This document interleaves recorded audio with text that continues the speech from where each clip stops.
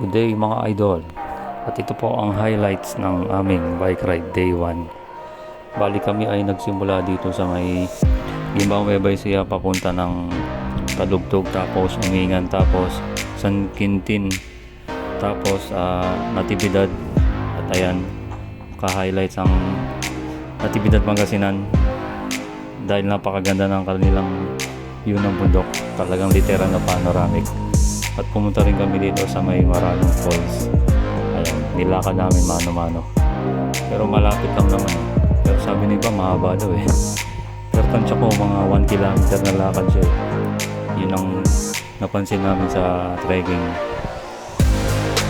Ayan, ba dito yung para information center ng gateway ng Maranong Falls. Solid talaga, para ba yung napakataas. Napakaganda naman. At ayan ang trekking papunta sa Maranong Falls, literal na gubat. At ayan na po ang Maranong Falls. May mini view deck na nakikita yung overlooking ng Caraballo tsaka falls. Bali yan, palapit na kami sa may mismong falls. Ayan, solid, ang ganda ng gandang Maranong Falls, running water lahat, At ito naman yung sa Sky Plaza. Ayan, inakyat namin 1,200 megit na steps.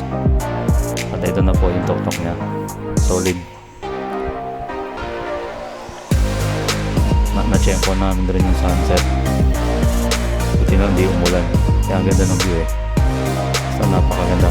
Solid ang Sky Plaza.